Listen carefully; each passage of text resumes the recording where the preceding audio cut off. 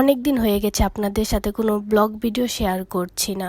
মোবাইলে অনেক ব্লগ জমা হয়ে গেছে, তাই আজকে একটা নতুন ভিডিও নিয়ে আপনাদের সামনে হাজির হয়ে গেলাম। হ্যালো এভরিওয়ান, আসসালামু আলাইকুম, এনাদার মাই নিউ ভিডিও। বিকেলের দিকে ঢাকা চলে আসবো, মানে শ্বশুরবাড়িতে চলে আসবো। হঠাৎ করে সকালে প্ল্যান করি গ্রামে যাব গোসল করার জন্য, গ্রামের বাসায় ডুবানের জন্য।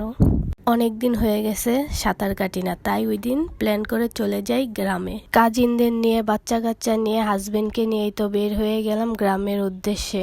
তারপরে তো গাড়িতে উঠে গেছি। আজকে আর গ্রামের রাস্তা দেখাবো না, কারণ ওই দিন একটা ভিডিওতে আমি দেখাইছিলাম আমাদের গ্রামের রাস্তাগুলো যে কত সুন্দর।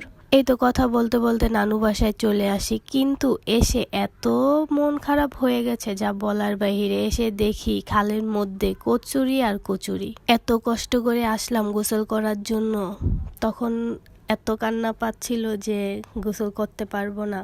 তখনই দেখি গাটলার পাশে একটা আরমুজ গাছ। তারপর ভাইকে উঠাই দিয়ে আরমুজ পাড়ার জন্য। গোসল করতে পারি নাই, কি হয়েছে, আরমুজ তো খেতে পারবো।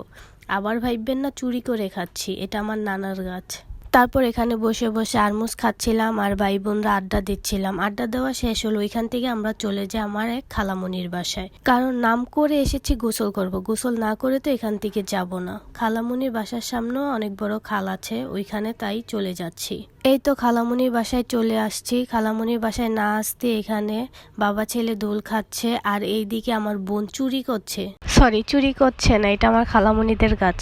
আমার খালামণিদের বাসায় অনেক গাছ আছে। তারপর ওইখান থেকে আমরা আম, পেয়ারা, কারমাঙ্গা পেরে খাচ্ছিলাম, কারণ গ্রামে এসেছি, ফল যদি গাছেতে পেরে না খাই তাহলে কি আর কোনো মজা আছে। তারপর ওইখানেও খালামুনির সাথে কথা বলতেছিলাম আর ফল খাচ্ছিলাম। তার মধ্যেই তারা শালি আর দুলাভাই দুষ্টামি করতেছিল যে খালামুনির বাসায় অনেক মুরগি ছিল, একটা মুরগি ধরতে পারলে তারা এখান থেকে নিয়ে যাবে আর খেয়ে ফেলবে, কিন্তু তারা ব্যর্থ, তারা পারেনি ধরতে।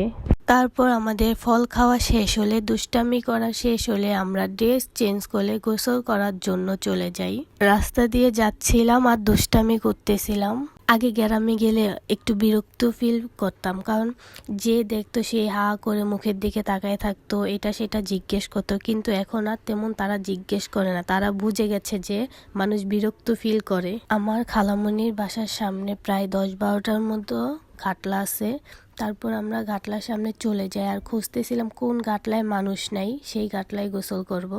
তারপর আর কি একটা ঘাটলা খুঁজে পেয়ে যাই, এই তো দৌড়ে চলে যাচ্ছি সেই ঘাটলায়। একে একে করে তারপর আমরা গোসলে নেমে যাই। আমার ভাই আর আমার খালাতো বোন পাশে একটা সাঁকু ছিল, ওইখান থেকে লাফালাফি করতেছিল। আমরা বড় হয়ে গেছি তাই আমরা লাফালাফি করতেছিলাম না, কারণ গ্রামের মানুষ সবাই তাকিয়ে থাকবে।